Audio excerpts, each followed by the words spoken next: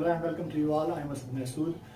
नाज़रीन, previous lecture में हमने कॉलोनियलिज्म और इंपीरियलिज्म और इनके बीच जो डिफरेंस है और डिफरेंट टाइप्स ऑफ जो कॉलोनीज है उसको समझने की कोशिश की थी। आज हम बात करेंगे कि जो कॉलोनियल प्रोजेक्ट था इसको जस्टिफाई कैसे किया गया, यानी इसको जो इंटेलेक्चुअल फाउंडेशंस थी वो किस तरह की प्रोवाइड की गई। एक तरफ वाइट मैन बर्डन थ्योरी था, एक तरफ सिविलाइजेशन मिशन की थ्योरी थी। ये सारे एब्सर्ड एक्सप्लेनेशन इकट्ठे करके अपने कॉलोनियल रूल को, अपने एक्सप्लॉयटेशन को जस्टिफाई करने की एक कोशिश की गई। तो आइए अपने लेक्चर में हम देखते हैं कि वो थ्योरीज क्या थी जिसके थ्रू जो कॉलोनियल रूल था उसको जस्टिफाई करने की एक कोशिश की गई। Let's start. ब्रिटिश ने अपना रूल इंडिया में एक्सटेंड किया या दूर दराज के जो और उनकी कॉलोनीज थी अफ्रीका में। तो एक बुनियादी सवाल उनके सामने ये था कि इसको, इन एरियाज को, इन नई कॉलोनीज को एक तो गवर्न कैसे करना है और दूसरा कि इस गवर्नेंस को जस्टिफाई कैसे करना है। यानी ये जो राइट है कि हम दूसरे लोगों को जाके गवर्न कर रहे हैं, ये कैसे हम इसको जस्टिफाई करेंगे। एक तरफ तो उस टाइम में ब्रिटेन में एक सेंस ऑफ नेशनलिज्म था। उन्होंने जो रिलीजियस वॉर्स लड़ी थी स्कॉटिश और ब्रिटिश ने इकट्ठे मिलके, तो उनमें एक सेंस ऑफ नेशनलिज्म तो था। तो ये खुद तो नेशनलिज्म के जो आइडियाज थे उन्हें अडॉप्ट किए थे, लेकिन फिर जाके दूसरे लोगों को कॉलोनाइज करना और उनको रूल करना, ये एक डायलेमा था उनके लिए, जो जिसकी जस्टिफिकेशन उनके लिए जरूरी थी। तो उसके लिए एक self made answers in questions के लिए ढूंढे गए। जो उन्होंने कॉलोनीज में जो ब्रूटल रूल किया, जो एक्सप्लॉयटेशन की, और एक टाइप की जस्टिफिकेशन और इंटेलेक्चुअल फाउंडेशन अपने रूल को देने की कोशिश की। ये जो British idea of themselves as an imperial people charged with the governance of others has its origin in the discoveries of Tudor state या dynasty in the 16th century। के जो 16th century में जो Tudor dynasty थी great Britain में, वहां पे जो क्वीन एलिजाबेथ है उनने 1560s और 1570s में चार्टर्स दिए। चार्टर्स क्या थे कि जो ईस्ट इंडिया कंपनी जैसे चार्टर्स थे कि आप लोग जाएं, जो प्राइवेट फर्म्स थी उनको ये राइट दिया गया कि आप लोग जाएं, एक्सप्लोरेशन करें और जो है फॉरेन जो लैंड्स है उनको सेटल करें या कांकर करें। तो फर्स्ट जो ब्रिटिश के अंडर आया वो था आयरलैंड। आयरलैंड की एक्सपेडिशंस है, वहाँ पे बहुत ज्यादा जुल्म देखने को मिलते हैं अगर आयरिश हिस्ट्री हम पढ़ें। तो उसको फिर जस्टिफाई कैसे किया गया कि जो ब्रिटिश ऑफिशियल्स थे या ईस्ट इंडिया कंपनी के जो ऑफिशियल्स थे, उन्होंने ये कहा कि जो आयरिश पीपल है वो क्रिश्चियन तो है, लेकिन ये पैगन्स और इवन बारबेरियन से भी आगे है। यानी ये इतने अनसिविलाइज्ड है कि इवन इनको बारबेरियन से भी बदतर करार दिया गया। और इसके एविडेंस के तौर पे क्या पेश किया जा रहा था कि उन्होंने ये कहा कि देखें, इंग्लैंड जो है वो एक सेटल्ड कम्युनिटी है, जबकि आयरिश जो है उनके यहाँ कोई सेटलमेंट नहीं है, एग्रीकल्चर सेटलमेंट नहीं है, और ये जो है वेंडरिंग पेस्टोरलिज्म अभी तक उसमें फंसे हैं। इस पे आगे हम जाके बात करेंगे कि वेंडरिंग पेस्टोरलिज्म या सेटल्ड एग्रीकल्चर क्यों जरूरी था और किस तरह से कैटेगराइजेशन की गई। तो इसको एक एविडेंस के तौर पे पेश किया गया और अपना रूल जो है वो जस्टिफाई करने की एक कोशिश की गई। जिस तरह के एक ब्रिटिश ऑफिशियल ने ये कहा कि the Irish living like beasts, void of law and all good order, were more uncivilized, more uncleanly, more barbarous, and more brutish in their customs and demeanors than in any other part of the world that is now। तो आप देख सकते हैं कि किस तरह की एक हार्श जो लैंग्वेज है वो आयरिश के लिए इस्तेमाल की गई, जिसमें अनसिविलाइजेशन, बारबेरियस, ब्रिटिश, इवल, इवन बीस्ट तक कहा गया। तो इसका नतीजा क्या था? इसका नतीजा ये हुआ कि जो ब्रिटिश थे उन्होंने ये परसीव किया कि अब हमारी जिम्मेदारी है कि ये जो ब्रिटिश, जो अनसिविलाइज, जो बारबेरियस लोग हैं, इनको हम सिविलाइज करने की कोशिश करें या इनको सिविलाइजेशन हम सिखाएं। वो ये साइड करते थे कि जिस तरह एक जमाने में इंग्लैंड जो था वो भी इसी तरह का था, लेकिन फिर जाके रोमन्स आए, उनने जो रोमन लॉ था वो इंग्लिश पीपल को दिया, और अब जाके इंग्लैंड एक सिविलाइज्ड नेशन है। तो इसको एक पेरेंट और चाइल्ड के रिलेशन की तरह प्रेजेंट किया गया कि जिस तरह एक बच्चे और उनके जो पेरेंट्स होते हैं उनका रिलेशन होता है, इस तरह कॉलोनाइजर और जो कॉलोनाइज्ड है उनका भी सेम रिलेशन होता है। कि बच्चा जो होता है वो नासमझ होता है, वो ब्रूटिश होता है, वो नास्टी होता है, जबकि पेरेंट जो होता है वो मोर सिविलाइज्ड होता है, मोर मेच्योर होता है। तो जो ब्रिटिश थे उन्होंने खुद को एज अ पेरेंट एज्यूम किया कि ये जो कॉलोनाइज्ड पीपल है, जो अनसिविलाइज्ड है, इनको हम सिविलाइज करने की कोशिश करेंगे।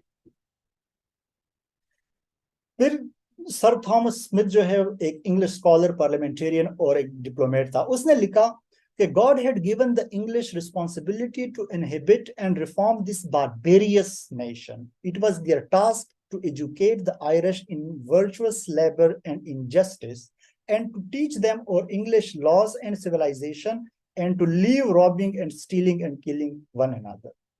यानी यहाँ तक कहे गए कि उसको फिर रिलीजियसली भी उसको जस्टिफाई करने की कोशिश की गई कि गॉड ने इंग्लिश को या अंग्रेजों को ये एक रिस्पॉन्सिबिलिटी दी है कि आप लोग जाएं और इन जो अनसिविलाइज्ड बारबेरियस लोग हैं उनको सिविलाइज करने की एक कोशिश करें कि वो एक दूसरे को न मारे, जो रॉबिंग है, स्टीलिंग है, ये न करे, और उनको वर्चुअस लेबर और जस्टिस सिखाएं।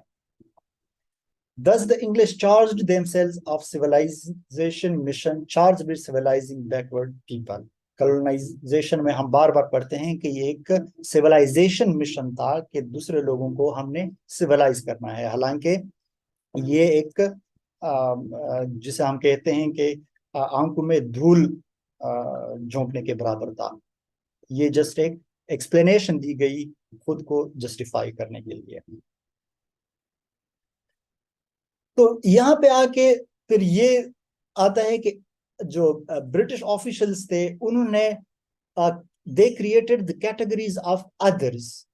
अदर्स का क्या मतलब है, यानी अगर आप खुद को इनलाइटेंड कहेंगे, जिस तरह ब्रिटिश जो थे वो खुद को इनलाइटेंड कहते थे, तो इसका मतलब ये है कि दूसरा जो होगा वो सेवेज या विशियस होगा।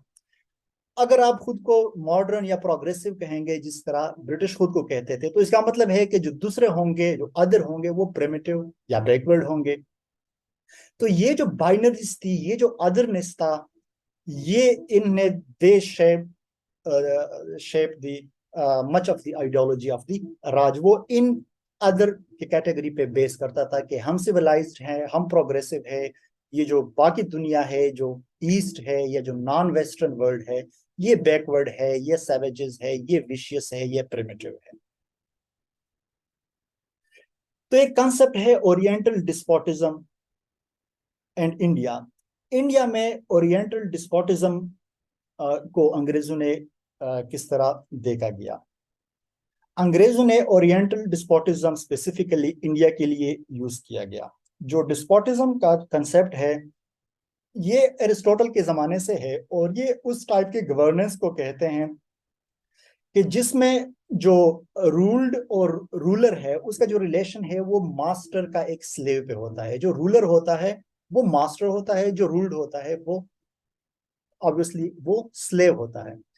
तो ये कहा गया कि जो एशियन कंट्रीज है वहां पे न कोई लॉज है, न प्रॉपर्टी है, लोगों की जो प्राइवेट प्रॉपर्टीज है।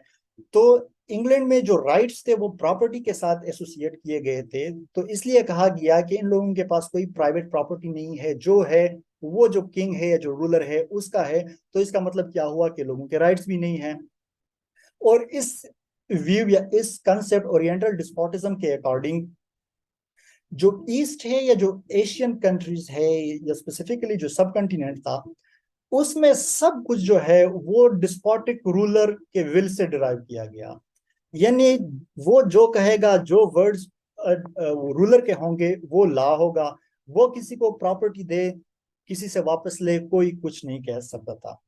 और यही व्यू जो है अनफॉर्चुनेटली पोस्ट कॉलोनियल टाइम्स में भी हम स्पेशली जो हिस्ट्री के स्टूडेंट्स है या इवन जो आर्म्स भी स्टूडेंट्स है उनके उनके जहनों में भी यही बिठाया गया है कि ये जो हमारे रूलर्स थे, स्पेसिफिकली मुगल्स का जो हम सुनते हैं तो हम ये सुनते हैं कि जी वो तो डिस्पॉट्स थे और उनको अय्याशियों के अलावा कोई फुर्सत ही नहीं थी। हालांकि जो आजकल जो लिटरेचर प्रोड्यूस हो रहा है, स्पेसिफिकली जो इंडियंस प्रोड्यूस कर रहे हैं पोस्ट कॉलोनियल लिटरेचर, उनका बहुत ही क्रिटिक है इस वेस्टर्न डिस्कोर्स पे कि ठीक है कुछ जगहों पे था, लेकिन इसका मतलब बिल्कुल यही नहीं था कि हर जगह जो थी वो अय्याशी हो रही थी, जो वर्ड्स थे रूलर के वही ही लॉ हुआ करता था, ऐसा बिल्कुल नहीं था। जो पोस्ट कॉलोनियल क्रिटिक है वो आजकल इस वेस्टर्न डिस्कोर्स को काउंटर करने की कोशिश करते हैं। तो ये ओरिएंटल डिस्पोटिज्म का यही कंसेप्ट था कि यहाँ पे कोई लॉ नहीं है, जो मोनार्क है, जो रूलर ऊपर बैठा है, वो जो कहता है वही लॉ है। वो जिसे लैंड देता है वो लैंड उसका होता है, जो वापस ले लेता है वो किसी वक्त भी वापस ले सकता है।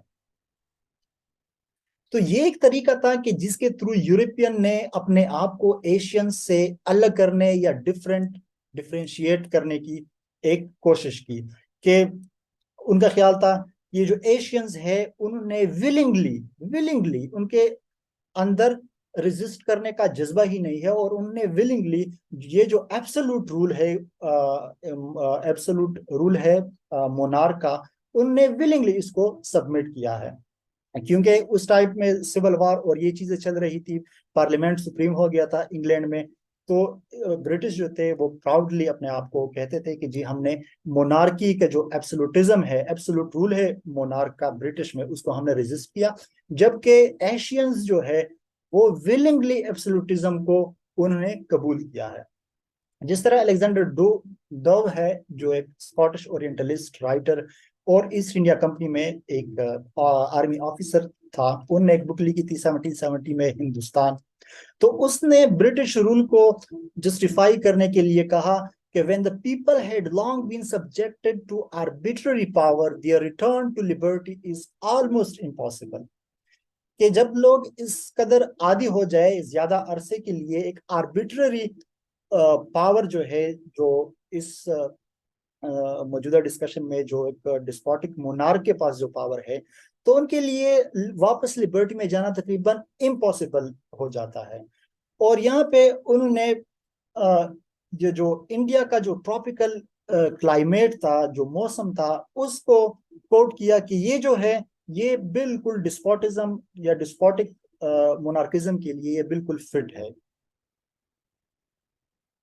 जिस तरह अलेक्जेंडर डाउ ने फिर पुट किया कि for the inhabitants of India the labour of being free simply could not surmount the languor occasioned by the heat and humidity of the country। ये डव ने ये कहा कि जो इंडिया के इनहिबिटेंट्स हैं उनके उनके नजदीक या उनमें फ्री होने का जो कंसेप्ट है, वो जो हीट और ह्यूमिडिटी है उस कंट्री का, वो उनको अलाउ नहीं करता कि वो फ्री होने के लिए एक कोशिश करे। यानी इस कंट्री का जो मौसम है, जो हीट और ह्यूमिडिटी है, वो उनको इस काहली से निजात दिलाने में उनका मदद नहीं करता। और उन्होंने कहा कि इंडियंस के नजदीक या इंडियंस में जो ट्रैंक्विलिटी और ईज है, जो काहली है, वो इनको अलाउ नहीं करता कि वो बगावत करें या अपने हकूक के लिए उठें। तो ये जो है ये इंडियंस के जो बेसिक कैरेक्टरिस्टिक्स है उनमें ट्रैंक्विलिटी है, काहली है, ईज है। और ये जो है ये Indians let themselves be subjugated without murmuring to the arbitrary sway of despotic rule. यानी ये बिल्कुल जो है गिला तक नहीं करते, शिकवा तक नहीं करते। This lake of moral and mental vigour induced by India's climate was contemplated by the subjugation of the land for 6 centuries by the Muslims। ये जो इंडिजिनियस इंडियंस थे जब मुसलमान यहाँ पे आए नहीं थे, ये इतने काहिल और इनके मॉरल और मेंटल विगर ही इनका नहीं था। क्यों नहीं था? क्योंकि इंडिया का क्लाइमेट ऐसे था। हालांकि ये बहुत ही एक एब्सर्ड जस्टिफिकेशन थी, लेकिन पहले पहले ये क्लाइमेटिक जो जस्टिफिकेशन थी ये प्रोवाइड की गई कि इस वजह से जो है अपनी काहली और सुस्ती की वजह से मॉरल और मेंटल विगर लेक करने की वजह से जो इंडिजिनस पॉपुलेशंस थे वो 6 सेंचुरीज तक मुस्लिम के जेरे हुकूमत रहे। फिर एक दूसरा इंटेलेक्चुअल था रॉबर्ट ऑर्मे, उसने इसको ऐसे पुट किया कि the climate and faith alike contributed to produce in the native Hindu a being so effectual and submissive, the most effeminate inhabitant of the globe, as an ideal subject for the fierce and hardy Muslim invaders from the north। कि इनका जो अकीदा है, faith है और जो climate है, इन दोनों ने कंट्रीब्यूट किया कि एक जो नेटिव हिंदू है उसको इतना इनफेक्चुअल और सबमिसिव बनाया है, और उसके अंदर इतने जो इफेमिनेटिव जो करेक्टर्स है, जो कि हमें कहना तो नहीं चाहता, जो जनाना जो करेक्टर्स है वो उनमें आ गए हैं। और ये करेक्टर्स एक हिंदू को एक आइडियल सब्जेक्ट बनाता है कि जिस तरह जो हार्डी मुस्लिम्स थे नॉर्थ की तरफ से जो हमलावर हुए थे, उनके लिए ये आइडियल सब्जेक्ट थे कि उसको सब्जुगेट किए गए। यानी ये लैंग्वेज जो है इस पे भी गौर करने की जरूरत है कि जो जनाना करेक्टर्स है, जो पैसिव है, वो किस तरह हिंदू के साथ एसोसिएट किया गया। Thus, Hindus were declared historically as passive due to their climatic conditions and were not able to rule themselves। कि ये जो क्लाइमेट की वजह से उसके अंदर जो पैसिवनेस है, उस वजह से वो इस काबिल नहीं थे कि वो अपने आप को रूल करें। तो ये एक जस्टिफिकेशन थी कि इंडियंस को हमने कैसे सिविलाइज करना है।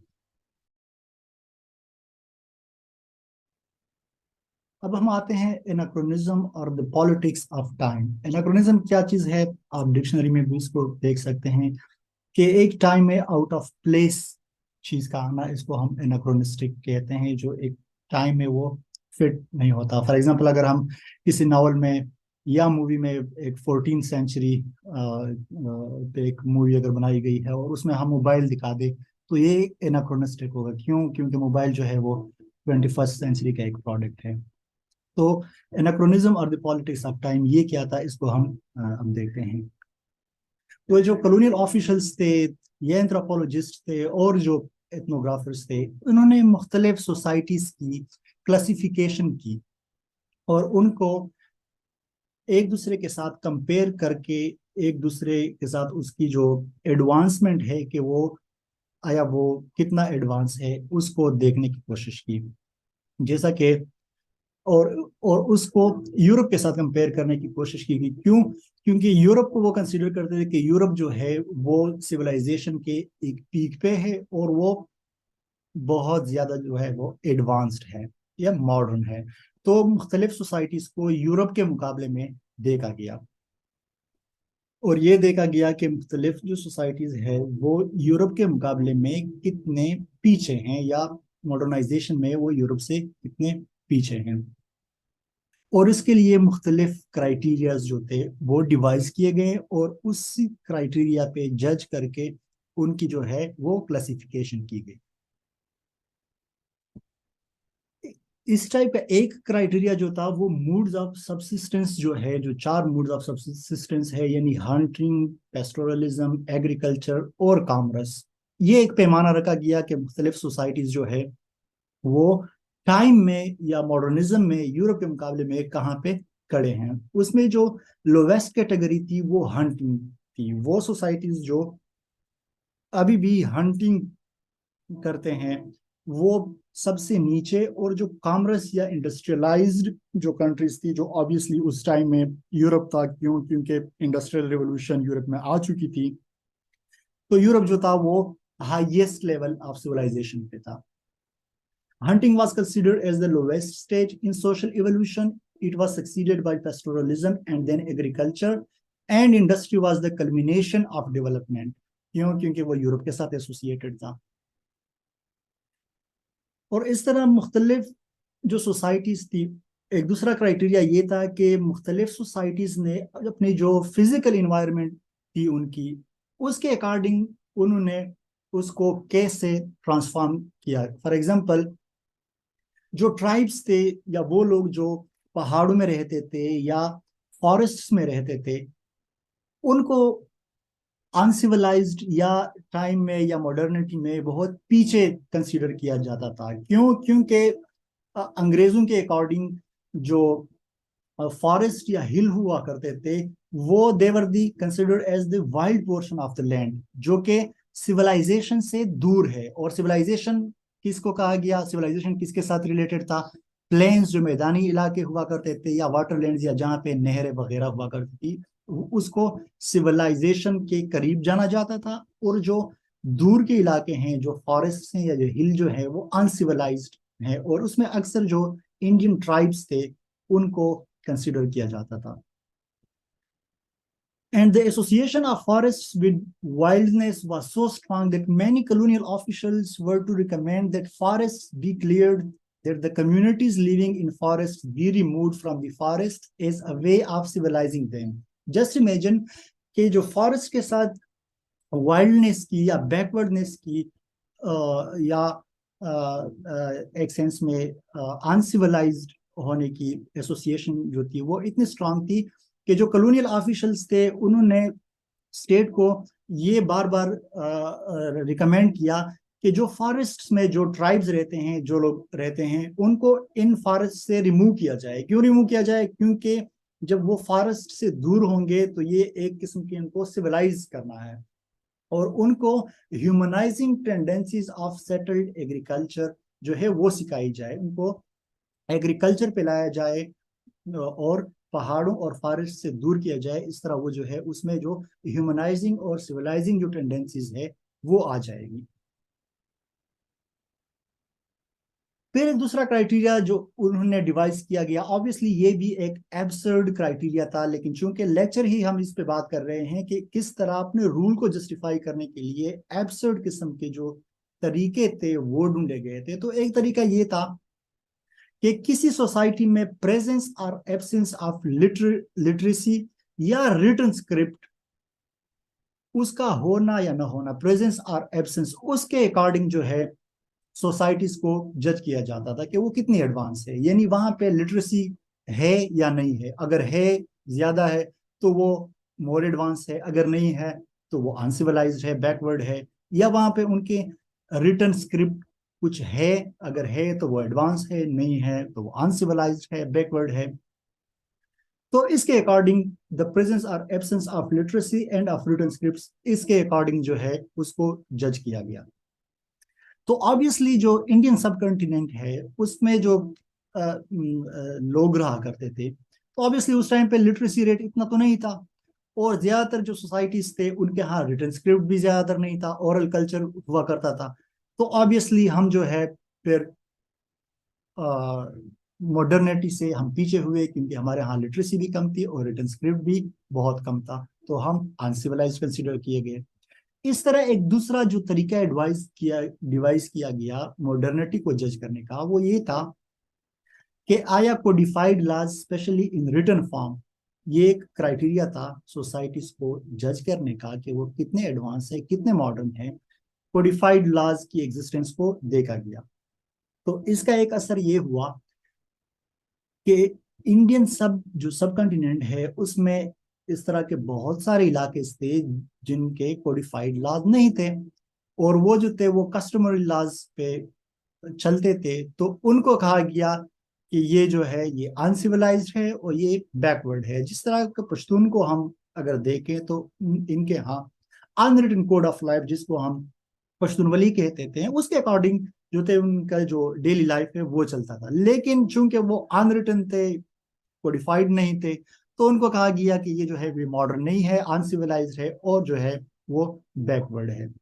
इस तरह कॉमर्स और इंडस्ट्री जो थी उसका होना ये एक दूसरा पैरामीटर था जिसके अकॉर्डिंग भी सोसाइटीज को जज किया जाता था। तो ऑब्वियसली इंडस्ट्रियलाइजेशन जो है वो ग्रेट ब्रिटेन में हुआ था, उसके जो असरात थे वो यूरोप में थे, और हम जो थे इधर इंडस्ट्री हुआ करती थी लेकिन उतनी एडवांस नहीं थी। तो उसका असर ये हुआ कि इंग्लैंड या ग्रेट ब्रिटेन जो था या यूरोप जो था उसको जो है एपिटोम ऑफ सिविलाइजेशन कंसीडर किया गया कि ये बहुत मॉडर्न है और ये बहुत आगे है, और जो सिविलाइजेशन का पीक जो है वो उस पे यूरोप है। क्यों? क्योंकि वहां पे इंडस्ट्री थी और कॉमर्स था, जबकि हमारे यहाँ जो कॉलोनीज थी उसमें उस टाइप का एडवांस कॉमर्स या इंडस्ट्री नहीं थी, तो उसको बैकवर्ड या प्रिमिटिव कहा गया। और यहाँ पे एक बात ये कहना भी जरूरी है कि ये जो सिविलाइजेशन का कंसेप्ट था, अनसिविलाइज्ड बारबेरियनिज्म का, ये चलता गया वर्ल्ड वार 1 तक। वर्ल्ड वार 1 के बाद एक शिफ्ट आया, वो था डेवलपमेंट का। यहाँ पे फिर जो डेवलप्ड और अनडेवलप्ड का जो कंसेप्ट है वो शुरू होता है। कौन से कंट्रीज जो है वो डेवलप्ड है और कौन से अनडेवलप्ड है। डेवलप्ड ऑब्वियसली जो थे वो यूरोप था और अमेरिका था, और जो कॉलोनीज थे वो सो कॉल्ड अनडेवलप्ड थे। तो ये जो कंसेप्ट है वो चलता गया, और ये फिर आगे जाके वर्ल्ड वार 2 के बाद फिर हमें जो फर्स्ट वर्ल्ड, सेकंड वर्ल्ड और थर्ड वर्ल्ड का जो कंसेप्ट है वो हमें मिलता है। तो आज एक कोशिश की गई कि जो इतना वास्ट एम्पायर था कॉलोनियलिज्म का, उसको जो इंटेलेक्चुअल फाउंडेशन है वो किस तरह से प्रोवाइड की गई, किस तरह से अदरनेस का जो एक कैटेगरीज डिवाइड किए गए कि हम सिविलाइज्ड हैं, ये जो ईस्ट है, ये जो कॉलोनीज है ये अनसिविलाइज्ड हैं, और अब जाके हम पे खुदा ने ये जिम्मेदारी डाली है जो व्हाइट मैन बर्डन है कि हम जाके इनको सिविलाइज करें। और ये जो सिविलाइजेशन मिशन है कि हम जाके उनको सिविलाइज कर रहे हैं, ये हम उन पे एक किस्म का एहसान कर रहे हैं कि हम उनको सिविलाइज कर रहे हैं। इसमें उनका अपना ही एक फायदा है। जिस तरह एक जो पेरेंट्स होते हैं वो अपने चाइल्ड को सीधे राह पे चलने के लिए ट्रेन करते हैं, तो हम भी जाके उनको सिविलाइज करने की कोशिश की गई। ये सारे जो तरीके थे, ये माँ सिवाय इसके कि ये अपने रूल को जस्टिफाई करते थे, और कुछ भी इसमें नहीं था। और उसमें एंथ्रोपोलॉजी से काम लिया गया, जो रेशियल थ्योरीज थी उसमें साइंस को भी इन्वॉल्व किया गया था, और इस तरह के जो है फ्रॉड किस्म के जो थ्योरीज और कॉन्सेप्ट्स है वो डेवलप किए गए कि अपने रूल को जस्टिफाई कर सके, जो ब्रोटिलिटीज थी उसको जस्टिफाई कर सकें। तो उम्मीद है कि आप लोगों को समझ आ गई होगी थोड़ी बहुत, और अगर कोई क्वेश्चंस है तो वो कमेंट बॉक्स में ज़रूर शेयर करें, और अगर बाकी कोई सजेशंस है स्लाइड्स के हवाले से या इन चीज़ों के हवाले से तो वो भी ज़रूर शेयर करें। Thank you. अल्लाह। जी नाज़रीन, तो लेक्चर में हमने देखा कि किस तरह कॉलोनियलिज्म को जस्टिफाई करने के लिए एब्सर्ड किस्म की थ्योरीज और जस्टिफिकेशन थी वो प्रोवाइड की गई। यहाँ ये मेंशन करना ज़रूरी है कि वर्ल्ड वार 1 और वर्ल्ड वार 2 के बाद जिस तरह से यूरोप ने एक दूसरे को कत्ल किया और जो मजालिम किए गए, उसके बाद जो यूरोप का एक सेंस ऑफ सुपरियरिटी था या जो मोरालिटी थी उनकी कि हम सिविलाइजेशन की पीक पे हैं, और जो थर्ड वर्ल्ड कंट्रीज या जो कॉलोनीज थी उनको हमने सिविलाइज करना है, वो जो था वो ख़त्म हो गया। तो स्पेसिफिकली वर्ल्ड वार 2 के बाद जो डेवलपमेंट का कंसेप्ट है ये भी काफ़ी इंटरेस्टिंग है, और इस पर एक लेक्चर करेंगे। वर्ल्ड वार 2 के बाद जो डेवलपमेंट या डेवलप्ड कंट्रीज का जो कंसेप्ट है वो इवाल्व होना शुरू हो गया, जिसको 3 कैटेगरीज में डिवाइड किया गया कि फर्स्ट वर्ल्ड कंट्रीज जो है जो डेवलप्ड है या जो प्रीवियस कॉलोनाइजर्स थे, और जो सेकंड वर्ल्ड है जो कम्युनिस्ट स्टेट्स है, और जो थर्ड वर्ल्ड कंट्रीज है जिसमें जो एक्स कॉलोनीज थी लाइक पाकिस्तान हो गया, इंडिया, बांग्लादेश वगैरह, ये आ गए। उसके बाद जो डेवलपमेंट का कंसेप्ट था वो ये था कि जो थर्ड वर्ल्ड कंट्रीज है जो अनडेवलप्ड है उसमें हम जो है डेवलपमेंट का काम करेंगे। उसके लिए जो फाइनेंशियल इंस्टीट्यूशंस है लाइक IMF, वर्ल्ड बैंक, ये जो है, और जो डेवलप्ड कंट्रीज है लाइक US ने कोल्ड वार के दौरान मुख्तलिफ फाइनेंशियल पैकेजेस, इंस्ट्रूमेंट डॉक्ट्राइन, इन की सूरत में जो थर्ड वर्ल्ड कंट्रीज थे उसमें उस पे अपना इन्फ्लुएंस कायम करने के लिए इस टाइम के जो डेवलपमेंटल प्रोजेक्ट्स थे वो शुरू किए। तो आई होप कि थोड़ी बहुत समझ आ गई होगी।